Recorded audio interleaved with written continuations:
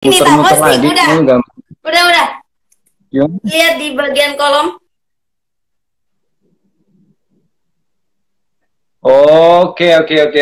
Saya akan menjawab pertanyaan Anda. Skill apa saja yang didapatkan di jurusan teknik industri? Oke, alright. Yang akan saya jawab mulai dari sekarang.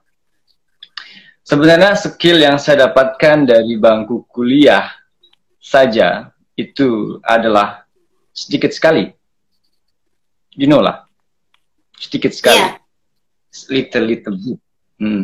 Karena yang ada ketika saya kuliah ya datang, kemudian mendengarkan dosen berbicara atau mendengarkan cerita nabi-nabi atau kadang cuma melihat slide demi slide, kemudian pulang. Nah, hanya seperti itu, rutinitas biasa yang membosankan.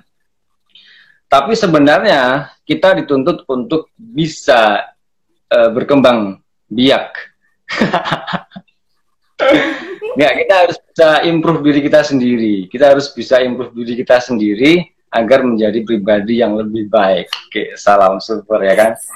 Artinya di dalam kuliah itu saya ikut berbagai aktivitas biar menambah wawasan yang tidak biasa kita. Karena kalau hanya kuliah butuh buku itu akan susah kita mendapatkan skill.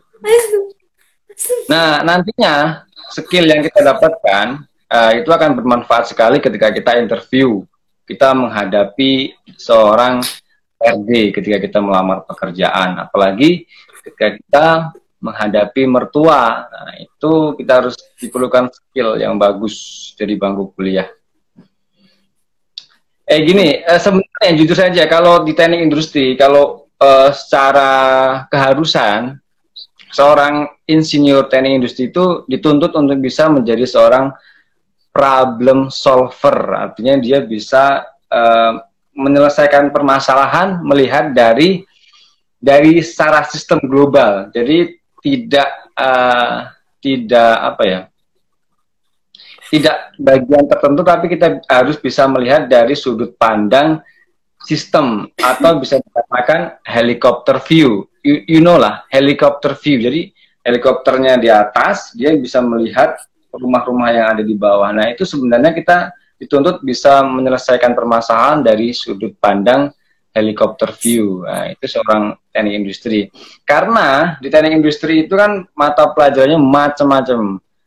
Jadi dari tentang teknik itu ada. Mas Soim.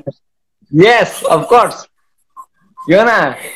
Mas? Aku nggak kuat kalau kamu jelasinnya dagel.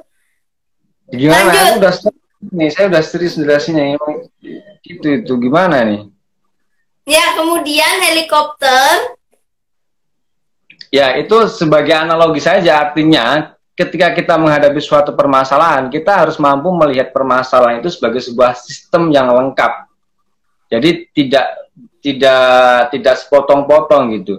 Karena di mata kuliah teknik industri itu sebenarnya kalau kita mau benar-benar menggali lebih dalam, itu sangat banyak manfaatnya yang kita dapatkan. Contoh kecil. Dalam teknik industri kita belajar yang namanya sistem dari Toyota Way ya. Itu ada namanya continuous improvement, yaitu perbaikan yang berkelanjutan. Itu bisa diaplikasikan di berbagai bidang, di diri kita sendiri, di perusahaan, di lingkungan juga bisa. Kita juga diajarkan ada mata kuliah Lean Manufacturing. Lean Manufacturing mungkin kamu pernah dengar Lean Manufacturing nggak, Mas? Belum, baru dari Kak Soim.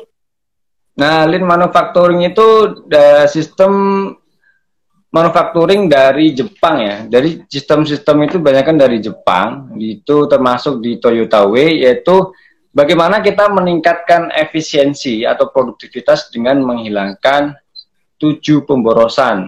Ada pemborosan transportasi, pemborosan waktu, pemborosan overproduksi, pemborosan apa-apa itu. Pokoknya ada 7. Jadi Jadi ketika kita bisa menghilangkan atau meminimalkan hal tersebut, kita bisa lebih produktif. Nah, ada juga kita belajar tentang quality management. Nah, ini ada quality management, itu yang sering kita gunakan, ada 7 quality management tools. Salah satunya ada diagram Pareto. Kita nggak diagram Pareto?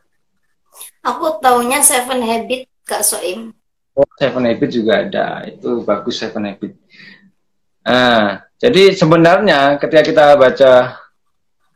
baca buku-bukunya itu, kita bisa mengambil manfaatnya banyak. Tadi misalkan sistem Pareto.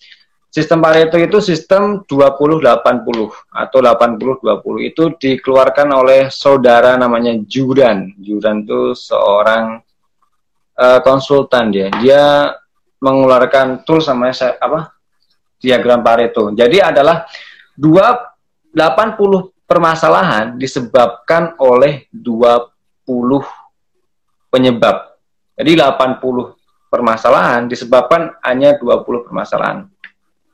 Atau kita aplikasikan dalam kehidupan kita, bahwa untuk kesuksesan seseorang, kesuksesan 80% kita dipengaruhi oleh 20% aktivitas kita. Paham nggak, Ma? Paham.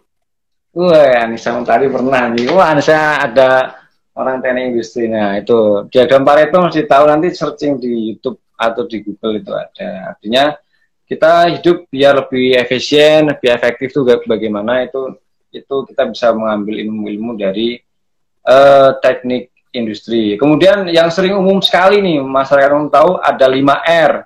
5R ini berasal dari Jepang, 5S sebenarnya ya. Ada seri atau ringkas, kemudian seiso, seri seton ya, bukan seton ya. Nah, seri itu ringkas, kita memilih barang-barang mana yang kita perlukan, barang-barang mana yang tidak diperlukan. Kemudian yang kedua, seiton. Nah, seton rojim ini ada ma'ruf nih, seton nih contohnya. Seton itu ada namanya rapi ya. Setelah kita memilih barang mana yang kita pakai, yang kedua itu seton itu artinya rapi.